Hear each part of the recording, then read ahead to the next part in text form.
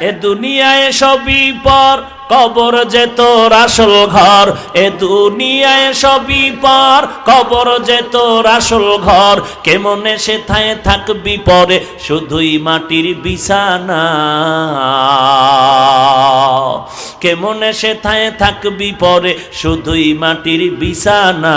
চিন্তা করে দেখো না, কবরে কি যাইবা না। চিন্তা করে দেখো না, কবরে কি যাইবা না। যেই কবরে আল্লাহ সারা বন্ধু কেহ থাকবে না। যেই কবরে আল্লাহ সারা বন্ধু কেহ থাকবে না। চিন্তা করে দেখো না, কবরে কি যাইবা না। চিন্তা করে দেখো না, কবরে কি যাইবা না। এ দুনিয়া সারিয়া কোথায় যাইবা ভাগিয়া। এ দুনিয়া সারিয়া কোথায় যাইবা ভাগিয়া। মরণ তোমায় লইবে ঘিরি, যতই কর বাহানা। মরণ তোমায় লইবে ঘিরি, যতই করো বাহানা। চিন্তা করে দেখো না, কবরে কি যাইবা না। যেই কবরে আল্লাহ সারা বন্ধু কেহ থাকবে না। যেই কবরে আল্লাহ সারা বন্ধু কেহ থাকবে না।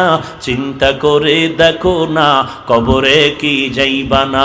চিন্তা করে দেখো না, কবরে কি যাইবা না।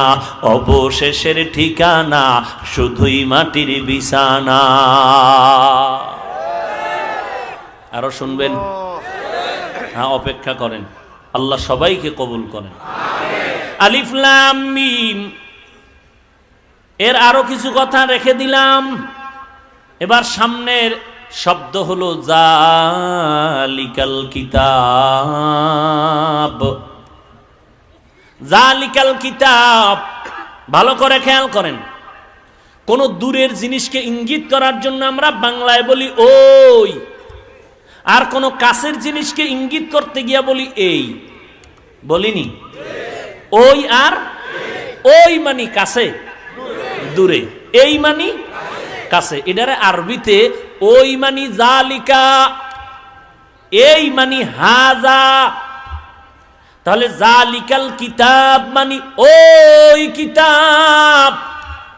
এবার আমাকে বলেন, আল্লাহর কোরআন ওই নাকি এই? দূরে না কাছে? বলে কত কাছে। অন্তরে কোরআন আছে, ঠোঁটের মধ্যে কোরআন। যখন ইমাম সাহেব দাঁড়ায় যায়, কত মধুর তেলাওয়াত শুরু হয়ে গেল।